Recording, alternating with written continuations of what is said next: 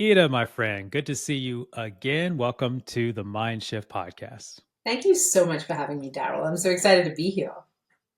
I think it's going to be a fun show. Interesting backstory for the listening audience.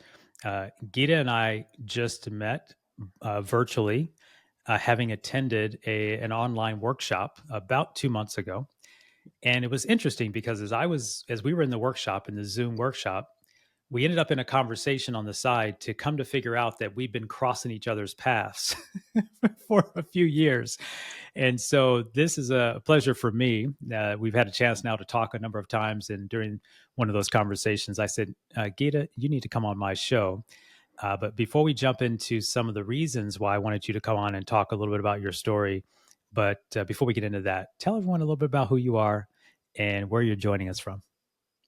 So I live in Montreal. I grew up in Mumbai, so very different, pretty much the opposite weather. It's April and it is literally snowing outside. So I remember I grew up having one sweater and it was cute, not warm. So very different, my body had to learn a whole new way of being. But I have been a journalist for the first sort of most of my adult life. In the first section, I got my first paid writing gig when I was 12 years old. And then I worked in the media. I basically grew up in newsrooms, which is why I was telling Darrell before we started recording this. I was like, swear's my first language, so this might get interesting. And right. I did TV, radio, print, web. Whenever I worked, so I've worked for the CBC, which is Canada's BBC. I had, my own. I was it was weird. It was super weird because I never intended to be on television. It was just something that happened by accident, and I'm not even kidding. I I moved to Montreal because I was living in Singapore at the time, working as a journalist there, and I was roommates with this Quebecois guy, and one thing led to another, and we ended up dating. And then when our contracts were up, we were like, okay, so where do we move? We could go to Montreal or to Mumbai, but if we want to stay together. So how does this work? And I was the more mobile of the two, and anywhere, I was a freelance journalist. Anywhere I could plug my laptop in was home. Plus, I'd taken French as a fourth language, so I thought, I'm going to move to Montreal and live la vie en rose, And it turns out that I really didn't speak it at all. And I know, people are listening and they're probably thinking, 4 languages, you must be so smart, which is hilarious because in North America, everyone thinks I'm a genius. But back home, everyone's like, only 4? Because everybody in India speaks so many languages. So the moral of the story is move somewhere where the standards are lower. That's been my recipe for success. That's interesting. That's super interesting. I remember growing, when I got into college and I studied international business, and I remember learning that if you grow up in Europe, I think the minimum of 3 languages. Exactly. And here we are, we speak all of our one. And I just learned culturally around the world, it's common to speak 2, 3, 4 languages. I met a gentleman in college who spoke 7. And I was like, wow. So you're right. It is different. You and I had a conversation, and I really want to start here. The MindShift podcast, we talk about the arc between, or the journey from inspiration to realization. And I want to come back to the first paid writing gig at 12 in a minute. But I really thought that, and as much as this story is a challenging story for you, I think the way you shared it with me, I think our audience will really appreciate. I really want to start on the breakdown to breakthrough story that has happened for you recently. And let you go ahead and set that up and share that with our audience. So I was a full-time entrepreneur. I have been a full-time entrepreneur since 2014. And I had built this coaching program. I had built a coaching company. We had, 12 employees, including me. So 11 other employees. And we were doing, 2.4 million and, which is maybe a lot of money to you, maybe not. But it was the most money I'd ever made in my life. And it was very exciting. And we were doing great work and I had testimonials up the wazoo and it was fabulous. And in 2020, and I've always been one of these like super, like I'm that annoying guy that nobody likes, right? Like I wake up without an alarm, and then I like to work out, and I don't eat sugar, and I eat clean, and I've never drunk alcohol. Like nobody likes that guy. Now even my husband hates me. So I get it. But I was that guy. I was working with the trainer. I had already run a marathon. I wanted to now run an ultra marathon. So I was working with the trainer and working with the nutritionist. And in 2020, over the course of, I would say probably 5 or 6 months, I went from training 6 days a week, while training 6 days a week and eating super clean, I gained 30 pounds and I could hardly, like, I couldn't run anymore. I just stopped being able to run. And as a lifelong athlete, I was like, what in the actual fuck? Like, what the hell is this? Mm-hmm. And nobody could explain it to me. And that started this trajectory of blood work and tests and MRIs and CT scans and this and that and the other thing and naturopaths. And oh, believe me, I had money and I was very sick and I was very, very determined to get well. And over the course of 3 years, I mean, I tried almost everything. And I didn't have a diagnosis. So that was probably the hardest part, because it's bad enough to go from being able to run marathons to basically not being able to walk 3 blocks without being totally destroyed and needing a nap. That's what happened to me. And what was weird about it is I gained weight, but I looked okay. And so people were like, just rest. I mean, like, you're just tired. Like, you're a mom, whatever. And I was like, no, you don't understand. You don't understand how much grit I bring to the table and how fucking determined I am to get around this block. And I literally cannot. And I cannot function through my day. I need naps like a toddler. This is not normal. And yet my blood work always came back, quote unquote, normal. And so if you get cancer and you tell people, then they're like, oh my God, I totally understand why you're having this interruption of business as usual. Because there's a reason and it makes sense. Now I had no business as usual. Like, business was fine, actually. Business was all right. But my health had kind of fallen. I felt like Wile E. Coyote, like I walked off the cliff and then all of a sudden I looked down and I'm like, like that was me. So no one could explain what the hell was wrong with me. There was no name for it. So I couldn't, I felt like I was kind of closetedly sick. It was the weirdest feeling. I was like, I want to come out, but come out with what? What do I tell people is wrong with me? Nobody can tell me what's wrong with me. And therefore I started to feel crazy.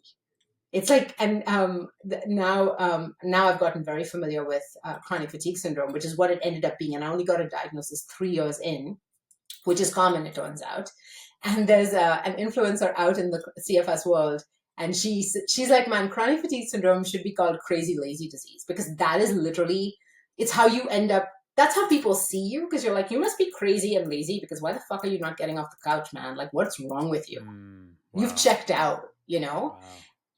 And then you feel crazy and lazy also. And you're just like, there must be something wrong with me. And there's a cyclical nature to it too. So some days you start to feel okay. And then you think, maybe it is all in my head. Maybe I am some kind of weird hypochondriac. I've never been a hypochondriac before, but clearly I am one now. Don't know how that happened, but here I am. And then you start to push yourself and try to like regain all of the lost, ground that you've lost. And you fall off a cliff like Wile E. Coyote again. And then you're like, oh, no, it's real. And then you live the cycle of amnesia over and over and over and over while your baseline goes lower and lower and lower. And that's what happened to me. Wow. Yeah. Wow. I know when I first heard the story, and I think about, what I do know about your entrepreneurial journey and the results you've helped companies get and entrepreneurs and business owners get, I can only imagine the self-talk that set in during that time period. And you said you started to allude to it.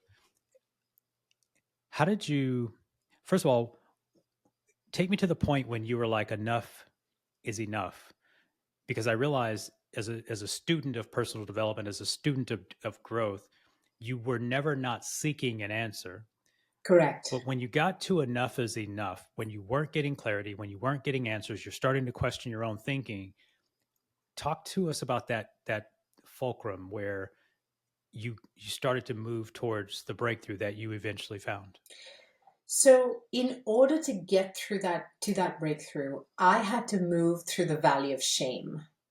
And the reason I had to move through the valley of shame was because I had literally written a book about this process. Like, I mean, the book is about how to live your visions, but a practice, your daily practices, and how you set goals. And there's a process in there. It's chapter 4, I think, called visualization. And this is a term I coined. And it's basically creative visualization, but using all your senses, using your entire physical body. Now, I'm the person who literally wrote the book on visualization. I visualized this being well like a motherfucker. And guess what? It did not work for me. So I'm not laughing at you. I just love what you said. That was funny. I'm sorry. Go ahead. Dude, it was funny. It's very, very funny. And that's the thing about all of these stories, is that they will be funny someday. They definitely weren't funny at the moment, in the moment. But it is hysterical now. It is. It absolutely is. Yeah. So here's the thing. I'm just like, here I have been teaching all these people this process and being like, this is what you have to do, and this is the way to get what you want, and yada, yada, yada. And now I'm like, well, turns out it doesn't work. Or at least it did. Now all of a sudden it stopped working for me. So I was like, well, I don't know what to do with this data, but it sounds like maybe I've been selling snake oil. And that was a huge, for me, that's what I felt. That's what I felt. I was like, I've been selling something. I truly believed in it when I sold it, but I'm one of those binary people. When I believe in something, I can sell anything. I'm an incredible salesperson. But if I don't believe in it, it's like an off switch, completely off. I cannot, if I wouldn't buy it, I cannot sell it. And now all of a sudden I couldn't buy it.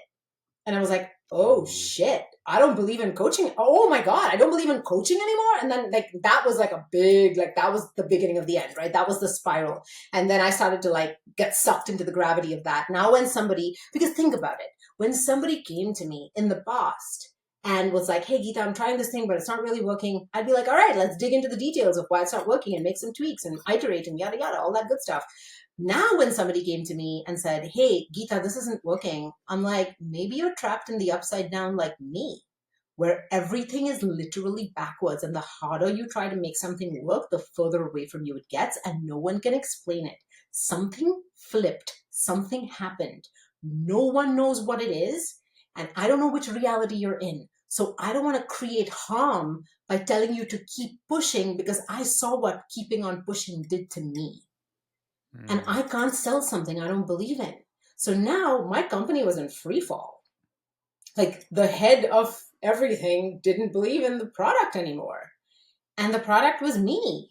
And I also didn't know who I was anymore, because I was like, I've always believed in discipline and process and, sticking with things and personal development and all of these things. And I just didn't anymore. I questioned everything. Everything. I didn't know who I was an athlete my whole life. All of a sudden I couldn't get off the couch. Now what? Who am I? Mm-hmm. And that was a very difficult place to be. And in the same week, I spoke to 2 mentors. One runs 9 $100 million companies, 9 of them. So obviously very successful. And the other one is also quite successful. He runs a $20-25 billion company. And they've both been good friends of mine.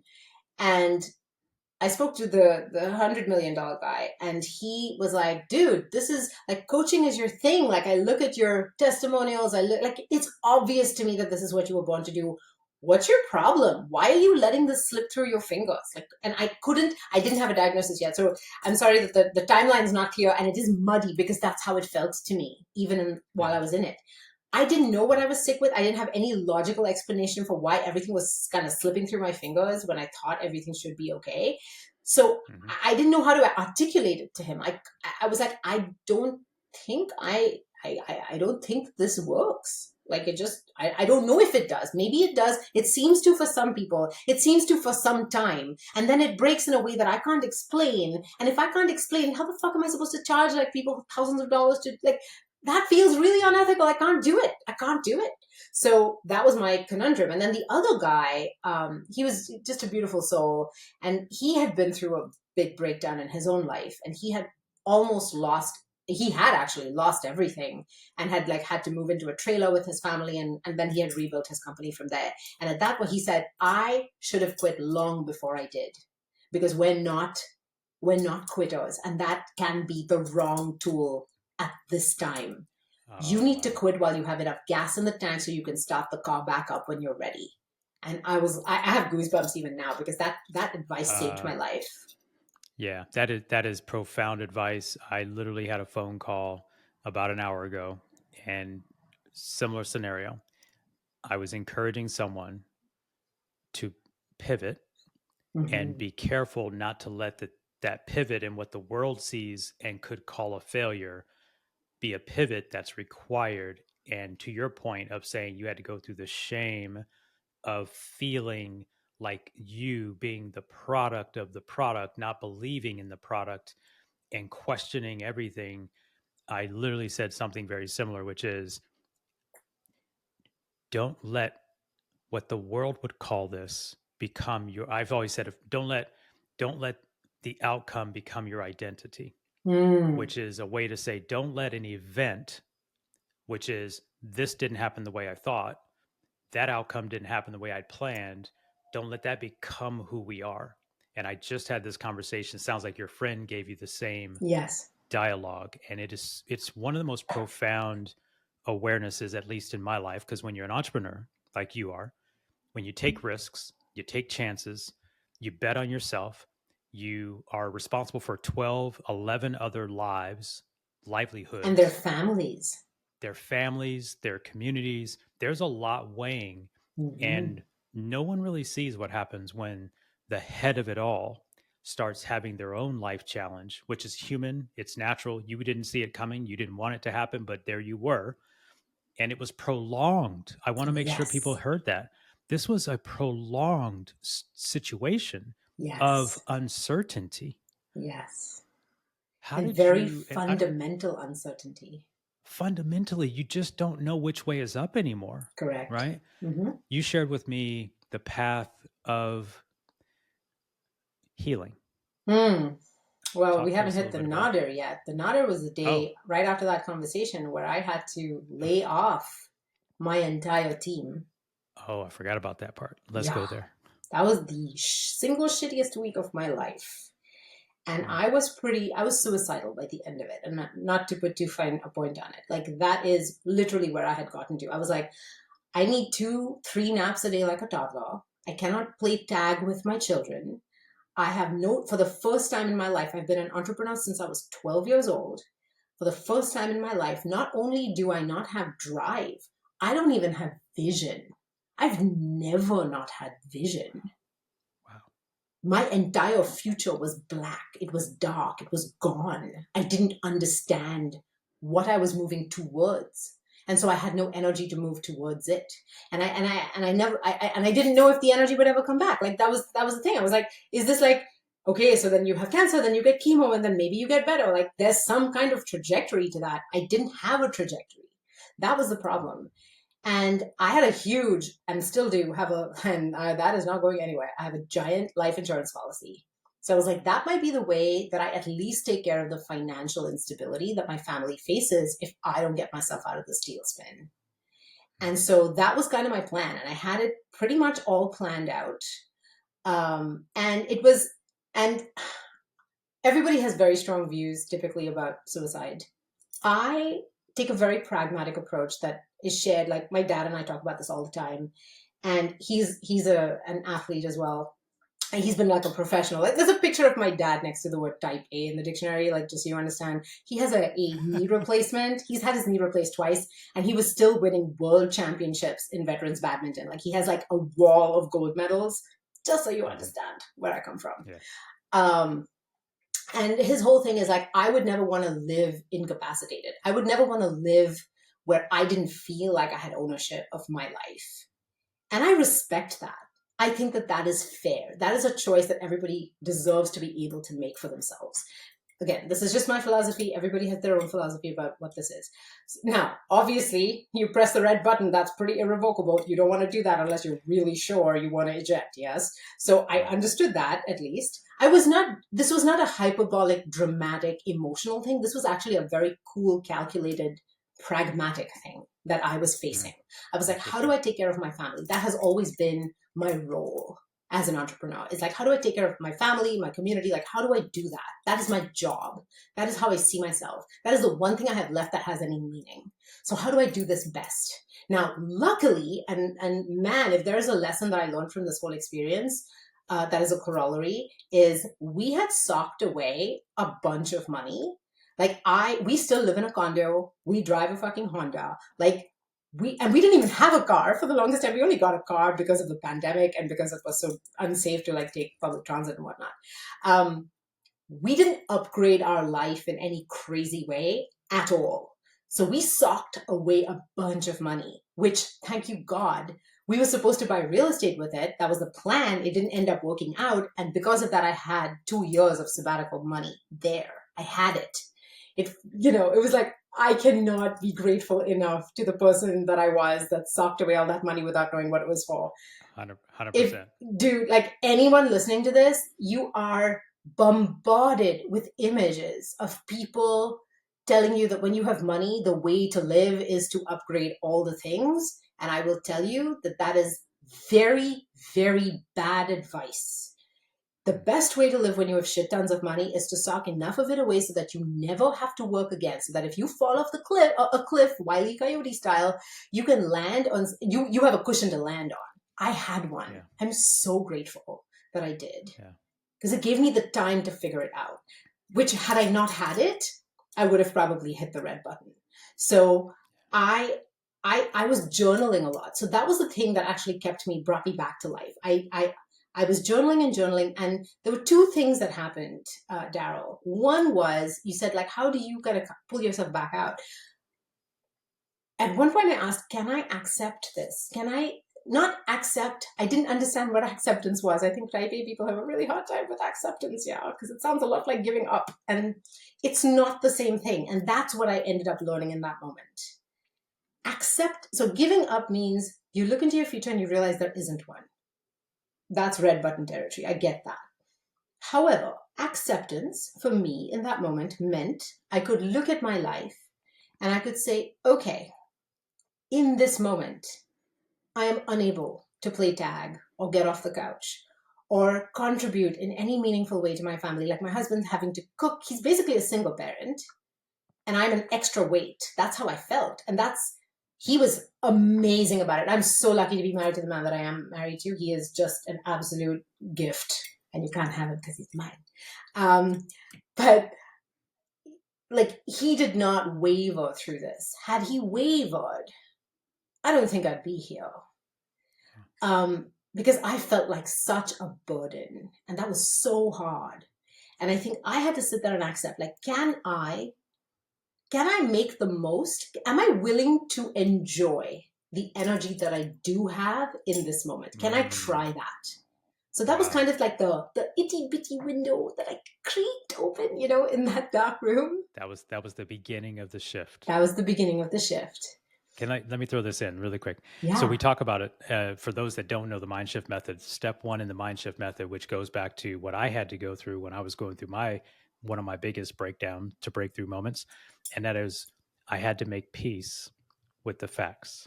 And what you're saying is, you said, can I make the most of the energy I do have? Which I say that there's no breakthrough without first just accepting. You said acceptance doesn't mean, right, giving up.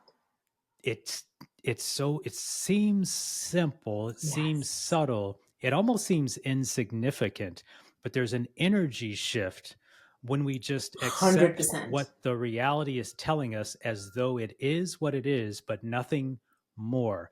The problem is we take the facts and we extrapolate them based on our own upbringing, belief systems, self-talk, and we look for validation for why it can be worse than it is without necessarily saying, okay, here's where I'm at today, but in this very moment, that moment is now gone because we only have now, right? And we can make a new decision in now. So You I know just what thought I'd, though?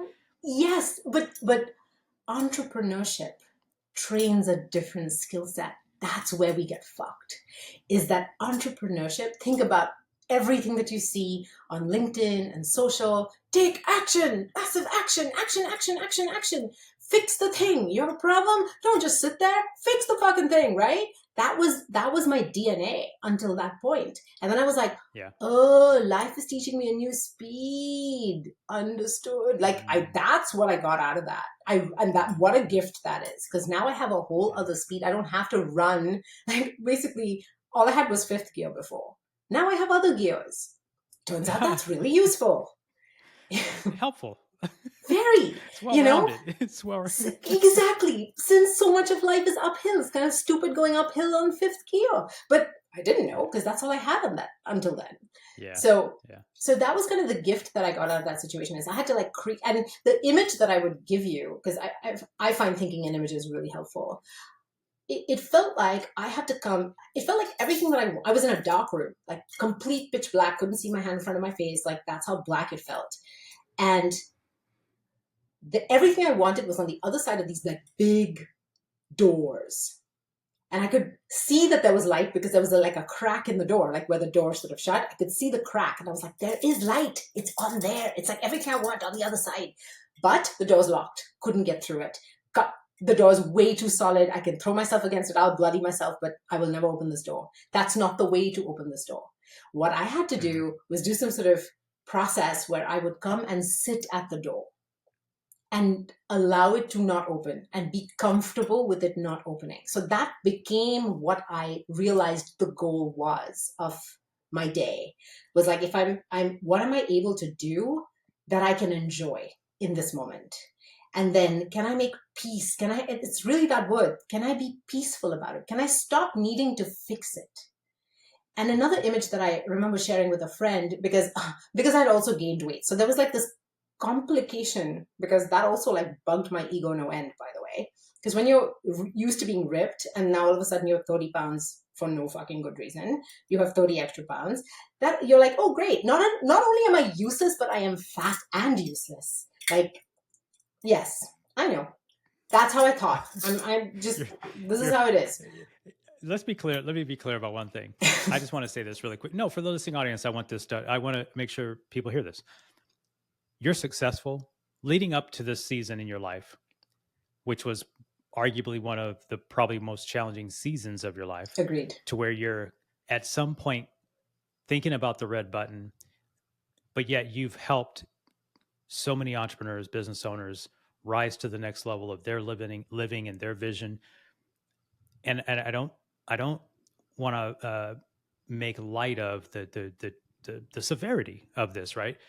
But you just, when you just said that, it's this idea of, you know, the self-talk happens to even the best of us. 100%. Even the ones you see that are leading, even the ones that are supposed to be taking the ones who seem to be the most calm under pressure go through what you just described, and I don't think it gets talked about enough. Agreed. 100%. And so I thank you for saying this because some on the outside would say, oh, she's made of steel. Yeah.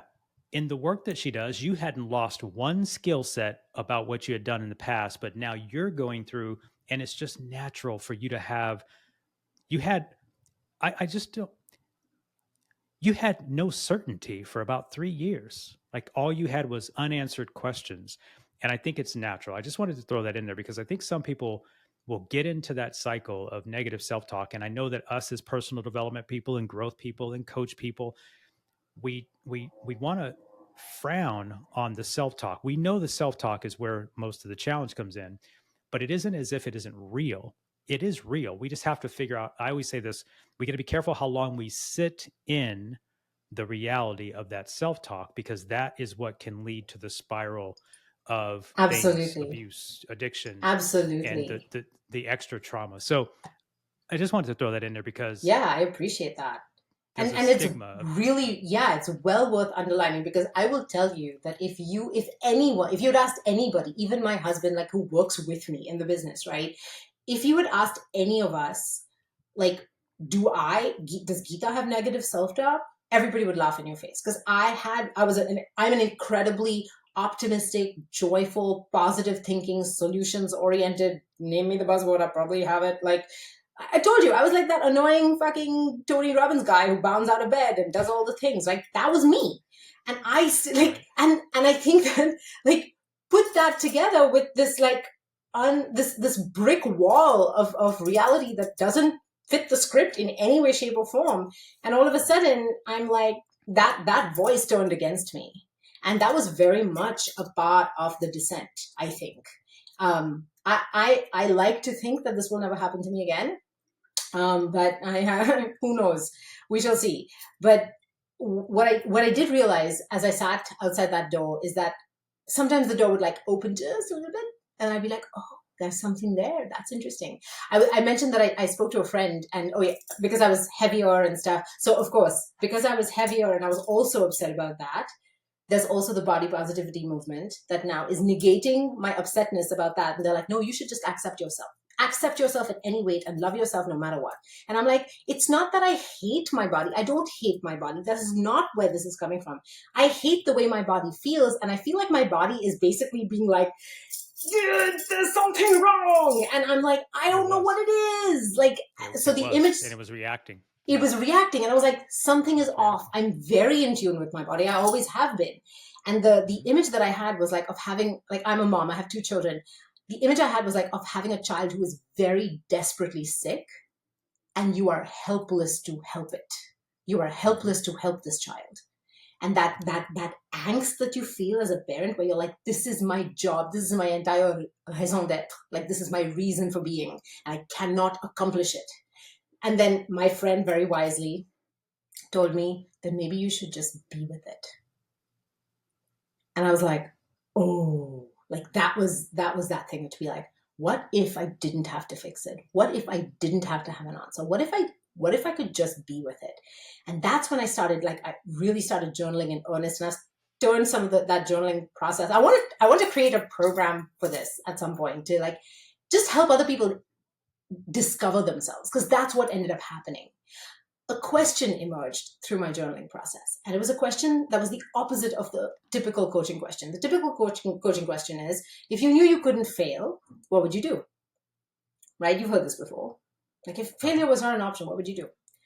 Now the question was, if you knew you would fail, if success wasn't an option, what would be so interesting, so intellectually stimulating, and so fun that you would be happy to die trying? And I didn't have an answer at the beginning. Like, the first time the question occurred to me, the first time I wrote it out, I was like, oh shit, I don't know. I'm not sure. But the door was open. The door was now open. And I was like, okay, now I have to contemplate this. And I think it took me 2 weeks to come up with an answer. And I was like, I would like to write books. And there's been some massaging for me to have landed here. At one point I said, I want to be a New York Times bestselling author. I didn't know what that meant. So I Googled it. And I was like, what does it take to be a New York Times bestselling author? And then I looked at it and I was like, oh, you have to basically game the system and sell $5,000 copies of your book the first week. That's what it did. I did not know this. Right. It's a game. Yep. And I was like, oh shit, no, I don't care about that. That's not what I meant. Like, that's not the metric of success that I'm after. The kind of success that I'm after is, I want a book, like, you look behind me. I mean, if you're listening to the podcast, you're listening to it and you can't see this, but I have a giant wall of books behind me. This is just a part of my collection. I have a book issue. It's my only addiction. This is the only thing that I kind of over purchase. I'm a huge believer in the product, clearly. And I fancy myself a sort of book sommelier. So it's like, tell me what you're going through in your life, and I swear to you, I will find the perfect book that is the absolute accompaniment to whatever it is you're living. Like I pride myself on this. Did you just give yourself a new title, by the way? You I said book totally sommelier. did. I should have All business right. cards printed. I just wanted to throw that in there, but you can continue now. So I wanted to write the kind of book that would sell better in year 10 than it did in year 1. I wanted to write the kind of book that people would feel like the way that I feel about some of the books that I read that blow my mind, where I'm just like, dude, you have to read this. Like I'll text all my friends and be like, buy this book right now so you would, and read it so I can talk to you about it. Like, and then I'll like highlight parts of the book and like text it to them, be like, look at this quote, dude, like tell me what you think. Like, that's what I'm like that. And I was like, I want other people to feel that way about my work. That would be so, I would love to die trying to do that. And if I never made it, amazing. If I died trying doing that, I would be satisfied with my life. Wow. And that's what brought me back to life.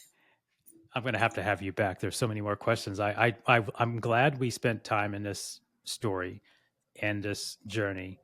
I do have a couple more questions before we wrap up today. And I want to let's go with this one first.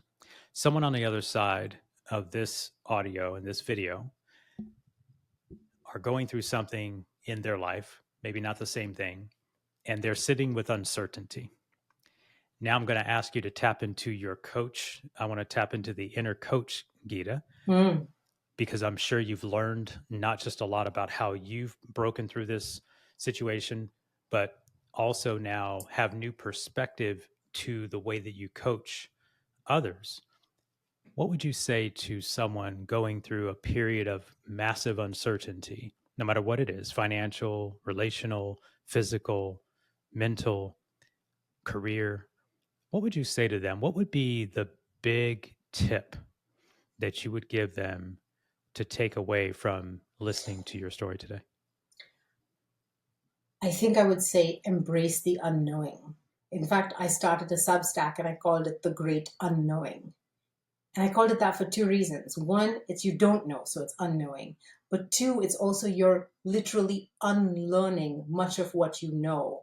You are re-examining your deepest, most profoundly held assumptions about life, your OS, your operating system. And you are rewriting it. And it is an opportunity. It is an opportunity. So that is probably what I would say is it is uncomfortable. There's no question about it. There's no sugarcoating it. It is society will constantly berate you for not having an answer. And if society isn't doing it, then you've probably internalized some voice that does. That's the problem. Okay.